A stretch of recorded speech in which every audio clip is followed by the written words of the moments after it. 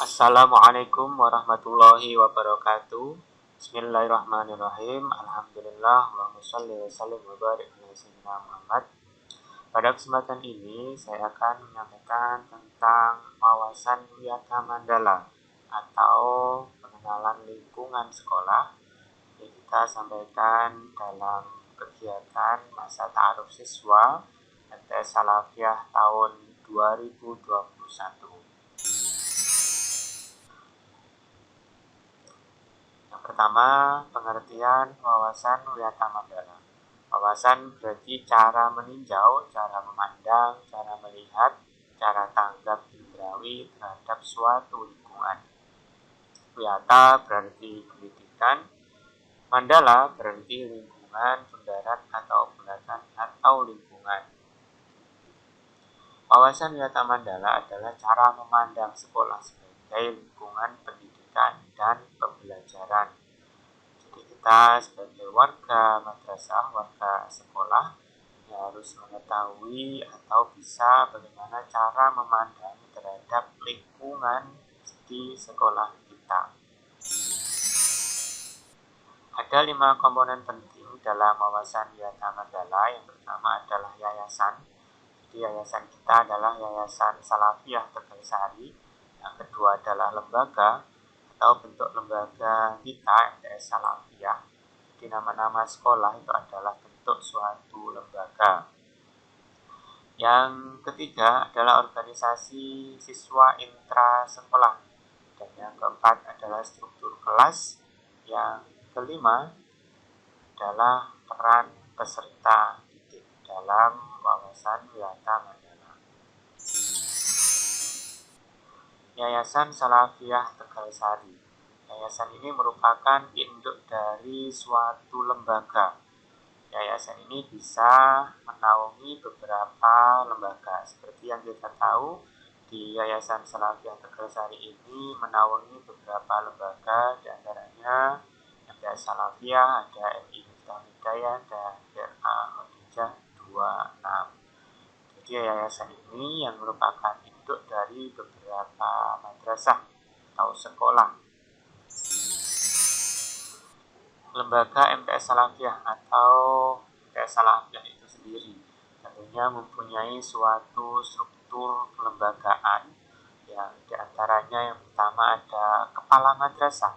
Kepala madrasah ini wakil kepala madrasah. Yang kedua, ini ada bidang kurikulum, bidang sarpras, bidang kesiswaan, kemudian ada bendahara madrasah, ada kepala lab, ada tata usaha, ada operator madrasah, kemudian ada wali kelas, ada bimbingan konseling, dan ada beberapa struktur lainnya. Kepala madrasah ini bertanggung jawab sepenuhnya terhadap keberlangsungan atau perjalanan aktivitas lembaga. Jadi Salafiyah ini yang bertanggung jawab adalah kepalanya, kepala madrasah.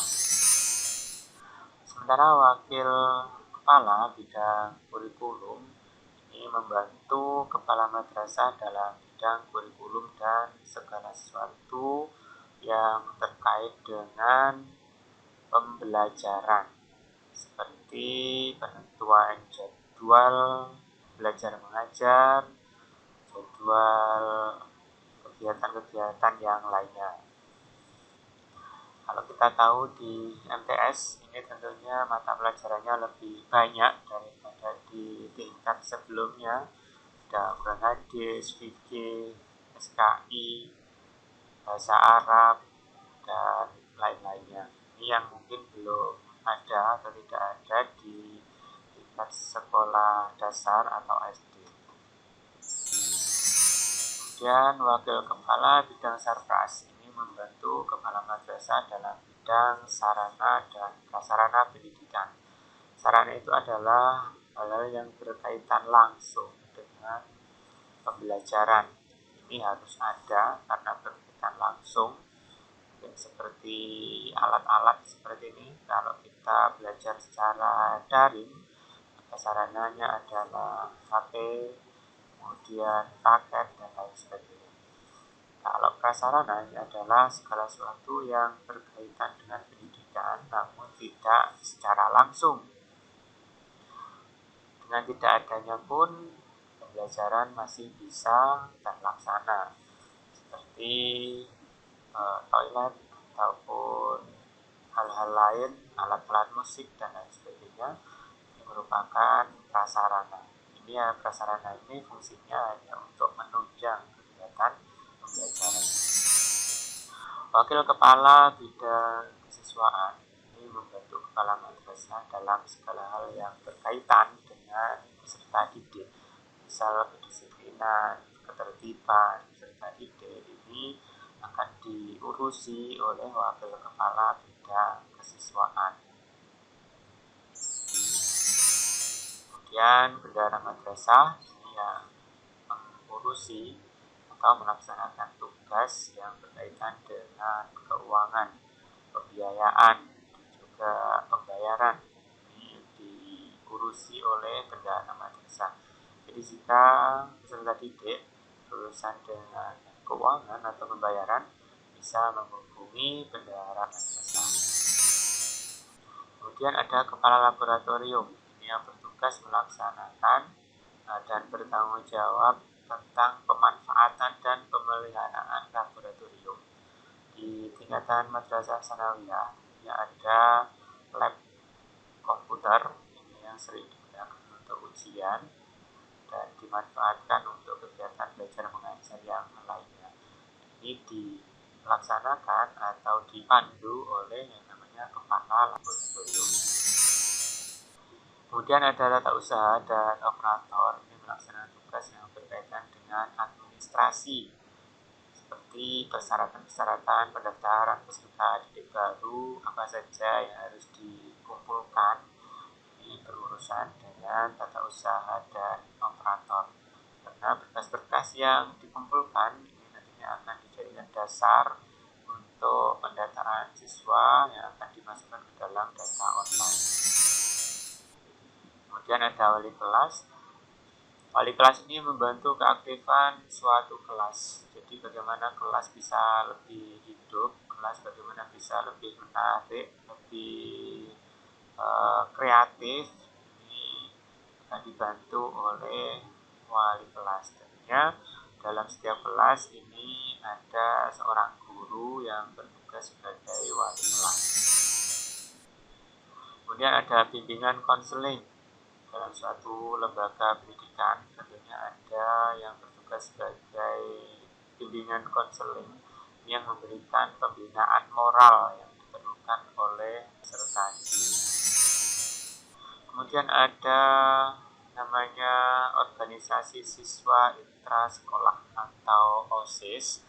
OSIS ini terdiri dari siswa. Jadi yang di dalam OSIS ini strukturnya adalah siswa semuanya, dari siswa yang berperan dalam mengelola kegiatan non-akademik seperti ekstrakurikuler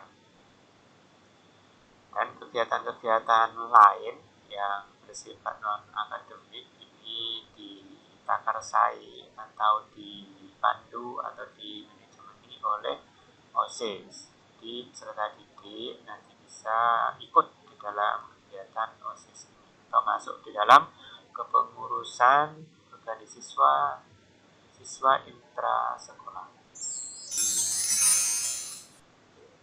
Kemudian yang berikutnya adalah struktur kelas. Struktur kelas ini harus ada karena ini dibentuk dalam rangka menertibkan keberlangsungan kelas. Struktur kelas ini terdiri antara lain ada ketua, wakil, ada sekretaris, ada bendahara, ada seksi keamanan, seksi kedisiplinan, seksi kebersihan, dan yang lain-lain sebagainya.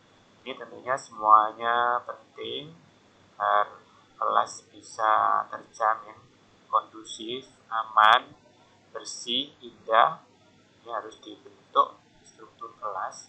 Struktur kelas ini juga terdiri dari siswa yang ada di dalamnya untuk melaksanakan aktivitas kelas seperti piket dan lain sebagainya. berikutnya yang penting diperhatikan sebagai peserta didik yaitu adalah peran peserta didik dalam wawasan Wiyata Mandala.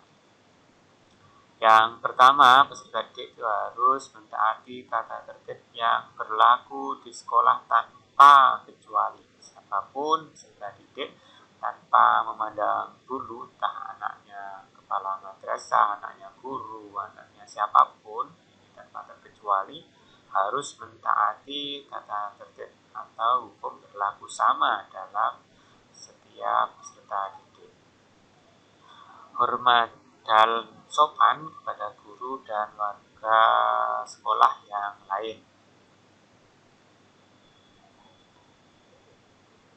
Hormat dan sopan kepada teman, kemudian belajar yang tekun, menyelesaikan tugas yang diberikan oleh guru, menjaga nama baik keluarga dan sekolah dimanapun berada.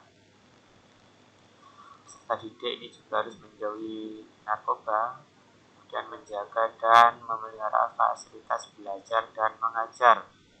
Jadi fasilitas belajar mulai dari gedung dan yang lain sebagainya, proyektor dan lain-lain, ya harus dijaga, tidak boleh dirusak, tidak boleh coret-coret tembok atau merusak fasilitas sekolah yang lainnya. Jadi fasilitas sekolah ya harus dijaga dan dipelihara dengan baik. Peserta didik ini juga harus menjaga keamanan sekolah. Kemudian peserta didik ini juga wajib melaporkan peristiwa negatif yang terjadi di sekolah kepada OSIS, guru, wakil kepala sekolah, PD, atau kepala sekolah.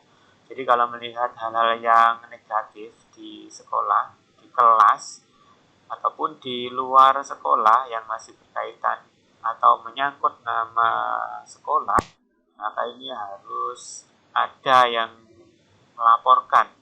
Jadi tidak perlu takut untuk melaporkan peristiwa-peristiwa negatif yang terjadi baik di dalam sekolah, di kelas maupun di luar sekolah, agar bisa ditangani, agar peristiwa negatif itu tidak terjadi, tidak parah dan tidak terulang lagi. Kemudian ini yang terakhir, peserta didik ini wajib memelihara lingkungan sekolah. Prinsip-prinsip dalam melaksanakan Wiyata Mandala ini ada 10K. Yang pertama adalah keamanan, yang kedua kekeluargaan, yang ketiga kedisiplinan, yang keempat kerindangan, yang kelima kebersihan, yang kelima keindahan, yang ketujuh kelestarian, yang kedelapan ketertiban, yang kesembilan kesehatan, dan yang kesepuluh keteladanan. Mekanisme pelaksanaan Wiyata Mandala. Yang pertama adalah tahap preventif atau pencegahan. Yang pertama ini harus memelihara sekolah melalui prinsip 10K. Yang kedua menciptakan suasana yang harmonis antar warga sekolah. Kemudian membentuk jaring pengawasan atau razia.